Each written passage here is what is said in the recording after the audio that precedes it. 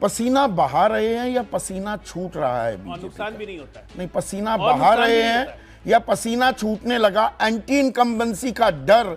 इसलिए ये positive vibes लाइए अपने में। पॉजिटिव वाइब ना नेगेटिव बीजेपी में पॉजिटिव वाइब्स है ना, या ये मैंने वो आकलन भी दिया। और उसके बाद जितने वीडियो सरफेस हुए और जितने लोग सामने आ रहे हैं, स्पीकर और गवर्नमेंट किसकी है कि ये बिल्कुल साम दाम दंड भेद सबका इस्तेमाल बोलने नहीं करता है। दीजिएगा बीच में, आपको भी पेशेंस क्यों नहीं है भाई?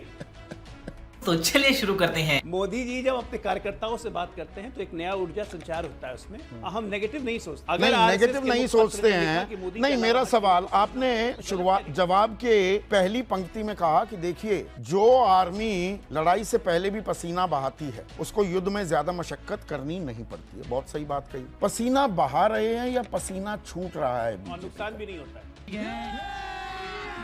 अभी मजा आएगा ना भिड़ो। नहीं, पसीना बहा रहे हैं या पसीना छूटने लगा, एंटी इनकम्बेंसी का डर सताने लगा। ऑर्गेनाइजर भी कह रहा है प्रधानमंत्री मोदी की लोकप्रियता तो बरकरार है, पर अकेले उनके सहारे नैया क्या पार हो जाएगी? वो सवाल, उसी सवाल को आगे बढ़ा रहे हैं क्या कि सांसदों को काम करना होगा, लोगों की पीड़ा व्यथा, उनकी परेशानियां, उनकी समस्याएं सुननी होगी और सुलझानी होगी। निश्चित तौर पे। आपको क्या लगता है कि हमारी पार्टी फीडबैक नहीं लेती है? हमारी पार्टी हर सांसद, हर क्षेत्र का फीडबैक लेती है और जहां जहां से हमें शिकायतें मिलती हैं तो वहां पे हम रेक्टिफाई करने की कोशिश करते हैं। इसलिए ये पॉजिटिव वाइब्स लाइए अपने में। अरे कहना क्या चाहते हो? पॉजिटिव वाइब ना नेगेटिव बीजेपी में पॉजिटिव वाइब्स है ना, या ये मैंने वो आकलन भी दिया कर्नाटक चुनाव का कि कर्नाटक में विधानसभा चुनाव की तस्वीर को लोकसभा में अगर परिलक्षित किया जाए तो 17 सीटों का नुकसान होता दिख रहा है। हिमाचल में भी आप सत्ता गवाई आपने, तो वो एंटी इनकम्बेंसी का डर। बिल्कुल, मैं पिछली बार भी याद दिला दूं, पर डर सताता है ना। चुनाव में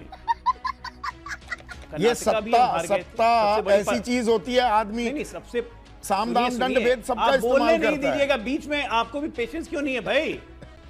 हम और आप बहस थोड़ी ना कर रहे हैं, आप एंकर हैं, बहस मुझे बाकियों से करनी है।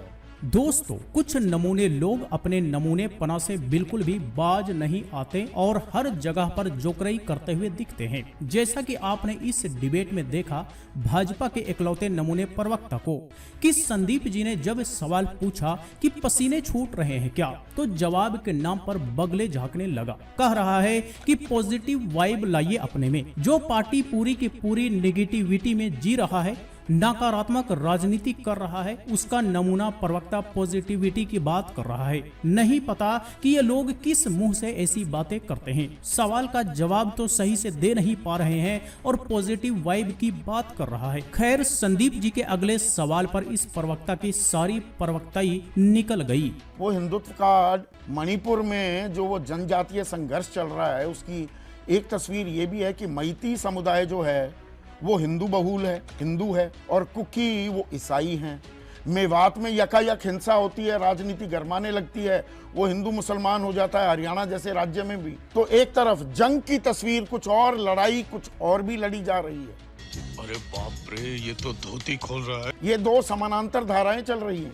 अगर आप मेवात की घटना देखें और उसको जरा कोलैबोरेटिव एविडेंस के साथ इंडिकेट करें तो आपको साफ दिख जाएगा कि कांग्रेस पार्टी षड्यंत्र के पीछे है। क्योंकि इनका विधायक मजाद खान राजस्थान असेंबली में सीधे आके बोला कि मेवात के लोगों को औकात दिखा देंगे। उनका असेंबली का स्टेटमेंट है फ्लोर ऑफ द हाउस पे, और उसमें न स्पीकर ने ऑब्जेक्ट किया, न गवर्नमेंट ने कोई एक्शन लिया। और उसके बाद जितने वीडियो सरफेस हुए हैं और जितने लोग सामने आ रहे हैं, स्पीकर और गवर्नमेंट किसकी है कि ये बिल्कुल षड्यंत्र स्पीकर डंपर में पत्थर भर भर के लाए गए। स्पीकर और गवर्नमेंट किसकी है?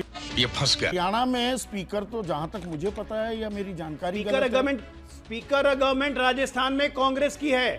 मणिपुर में जातीय संघर्ष को अब आप हिंदू और ईसाई मत बनाइए। ये संघर्ष पिछले 100 साल से चल रहा है और ये 100 साल से कुकी और नागाओं में भी चला है, जो दोनों ईसाई हैं। तो इसलिए उस एंगल से हर चीज को एक धर्म के चश्मे से देखने की आदत ठीक नहीं है। ये देश के लिए भी ठीक नहीं है। अब सिचुएशन वहां कंट्रोल में आ रही है, आज फिर झड़पें हुई हैं, फिर कंट्रोल में आया है। तो ये अलग अलग सिचुएशंस पे कॉन्फिडेंस बिल्डिंग मेजर्स केंद्र सरकार और राज्य सरकार अपने ढंग से कर रही है। अच्छा, वो हिंदू राष्ट्र बनाने की जो ताल ठोकी जाती है, इस सज्जन को क्या तकलीफ है भाई?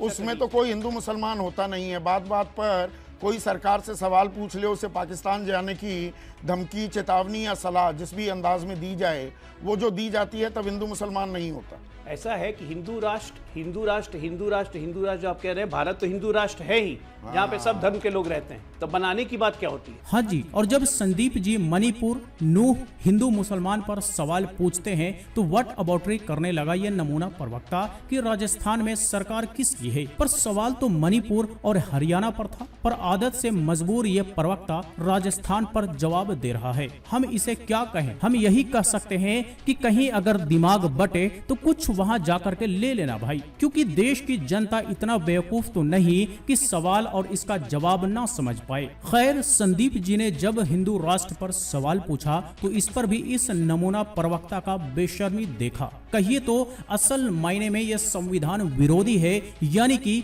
देशद्रोही है। संविधान ये तो में भारत सेक्युलर हिंदू शब्द राष्ट्र है। है ही। लास्ट हिंदू तो आई हमारे रेड द अलग धर्म है, आप में हिंदू तो हम कॉन्स्टिट्यूशन में हिंदुत्व है। and the preamble, we the people of India having solemnly resolved to constitute India into a sovereign secular democratic republic, ये शब्द लिखे हुए हैं। मजा आया। मेरा ये चैनल सब्सक्राइब करें और मेरे हर अपडेट आपको मिले, इसके लिए बेल आइकन जरूर दबाइएगा।